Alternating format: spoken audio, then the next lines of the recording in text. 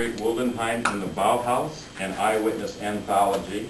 An anthology in the Greek word means gathering flowers. So this is why I wanted to have that.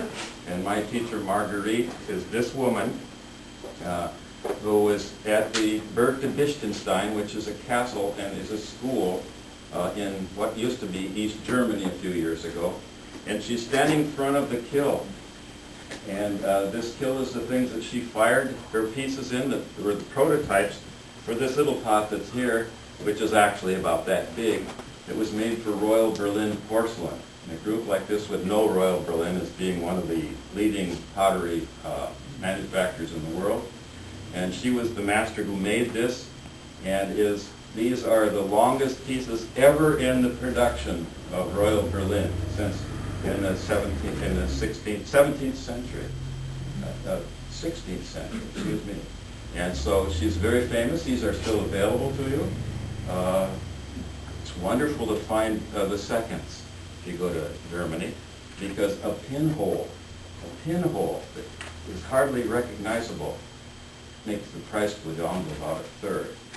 So I bring a little eyeglass to look at. To try to find them. I have quite a few of these, and I'm a collector. So I'm an old person in this regard, the same kind of thing that you're doing, and I make my own pottery, and she was my teacher. And I have many students, 160 in fact, that are full-time potters from my work as a master potter. One of your members came and said that pot looks pretty interesting. Asked me, they've seen this before. Well, then they said it was from Tim Langholz. They bought one from Tim Langholz. Well, of course, it's one of my students. And the most difficult for me is a potter that has so many good students. Many of them are much better than me. So I go to art fairs and I have to compete with these people. And one of my friends, Carl Christensen, was a potter in this town. We lost him this year in a disastrous sailboat. It found about 3 to 4 days after they found the boat.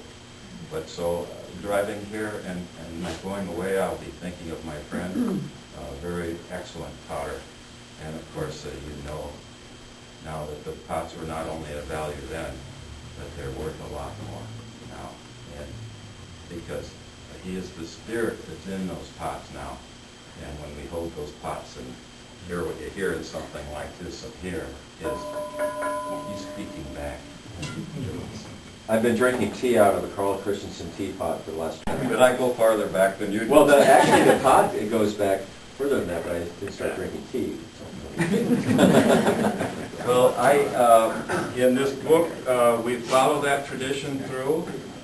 We have the state archaeologist from California writing one of the first chapters called 9,000 Years, I believe, at the Pottery at Pond Farm, where my teacher, when she escaped from the Nazis and came to this country, she went to Pond Farm in California, did her pottery, and over the years that she taught in this country, I was only one of 3 who was a teacher with her there. So that's the most important things for me, to honor my past. There are some extremely good books cited in here. They go through a lot of traditions in Germany, and the books are available through the index and through the notes for you to look up her tradition, which is mine. You probably want to know kinds of things in this group that I wouldn't tell to any other group, but I'll tell it to you. It's not bragging, it's not saying I didn't do it enough or not enough. The most I've got for one of my pots is $7,500. The most I've gotten for one of my tiles is $23,000. And I continue to make pots, and I make all my pots with my son Gunnar now. My back isn't good enough to throw, and even if it were, I would say it wasn't, because I'm enjoying very much working. He's in his 40s, I think 44. He started doing an apprenticeship, just like he had to do in Germany, and had to work and do his apprenticeship, and then had to go out and go to a couple of schools where he did his journeyman.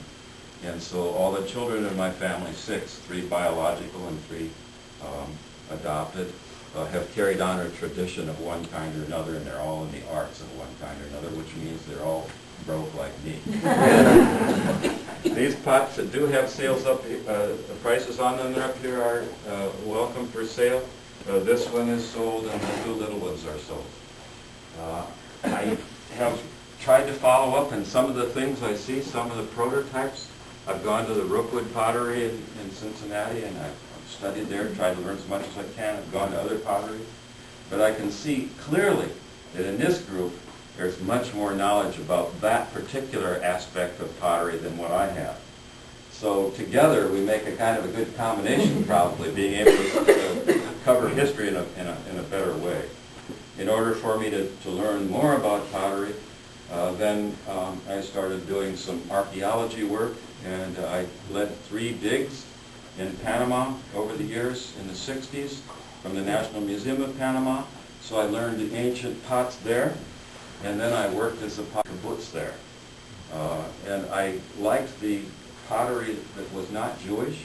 They asked me in a speech which one I liked, the Arab potteries, which had the bright colors and so forth, and lots of images, or whether I liked the ones that could have no images and no bright colors.